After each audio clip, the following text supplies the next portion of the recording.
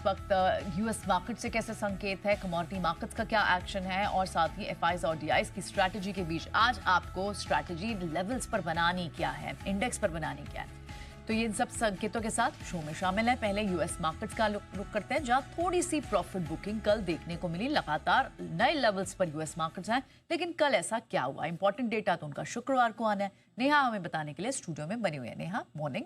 Profit booking थी purely? हाँ, profit booking के तौर पर ही देखा जाएगा। कुछ एक कमेंट्रीज निकल कर आई है खासतौर से फेड चेयर की तरफ से, जो मार्केट को थोड़ा सा, अब आप कह सकते हैं कि फैक्ट चेक, रियलिटी चेक की तरफ पुश कर रही है। कमेंट्स तो शायद कल ही आ गए थे, लेकिन उसका अभी कंटिन्यूस इम्पैक्ट देखने को मिल रहा है।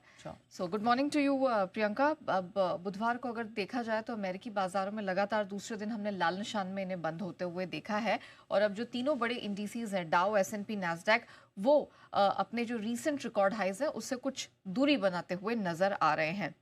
अगर आप डाउ जोन्स की बात करें, दिन की ऊंचाई से 330 अंक ये गवाकर नीचे बंद हुआ है। एस&पी की बात करें तो इसमें भी हमने देखा कि अच्छी खासी गिरावट आई है और 6,638 के आसपास बंद हुआ। ये भी अपने रिकॉर्ड हाई से ऑलमोस्ट 60 पॉइंट्स की दूरी पर बंद होता हुआ नजर आया। नैस्डैक की बात करें, दिन की ऊंचाई से 160 अंक इसने भी गंवाए हैं, और ये भी तकरीबन हमने देखा कि 76 अंक नीचे बंद हुआ है। रिकॉर्ड ऊंचाई पर अमेरिकी मार्केट से मुनाफा वसूली तो दिख ही रही है। जो एक तरफा रैली इस साल अब तक देखने को मिली है वो जबरदस्त रही है, तो थोड़ा सा प्रॉफिट बुकिंग का कूल ऑफ तो है ही।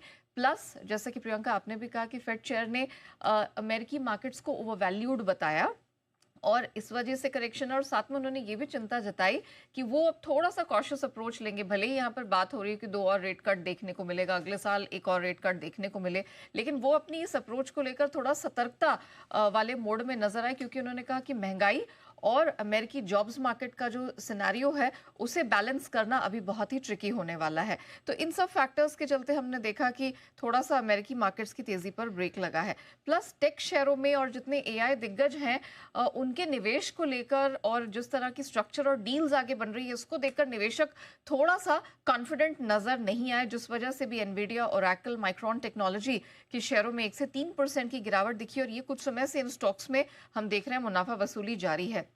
इस हफ्ते इनफैक्ट आज ही यहाँ पर गुरुवार को जॉबलेस क्लेम्स के नंबर आने हैं जिस पर नजर रहेगी, और पर्सनल कंजम्पशन एक्सपेंडिचर, ये फेड के लिए एक बहुत इंपॉर्टेंट टूल होता है महंगाई को आंकने के लिए।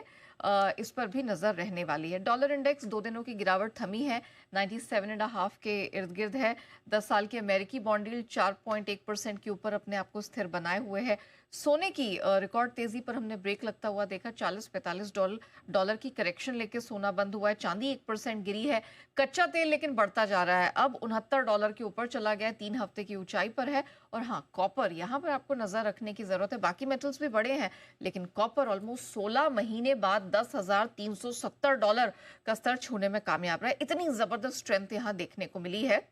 सप्लाई के शॉर्टेजेस का इशू है और भरपूर डिमांड चीन की तरफ से आ रही है, उनके जो 1 हफ्ते की नेशनल हॉलिडे शुरू होने वाली है उससे पहले। ये सारे फैक्टर्स हैं जो मेटल्स को, खासतौर से कॉपर को इम्पैक्ट कर रहे हैं। वो जो इंडोनेशिया में कुछ माइंस है वहां भी एक डिस्ट्रप्शन हुई है, उसका एक वजह रीजन है। हाँ, और 1 हफ्ता के लिए छुट्टी पर जाएंगे, उससे पहले काफी रीस्टॉकिंग। कॉपर प्राइसेस में सर्ज है। चलिए, शुक्रिया नेहा।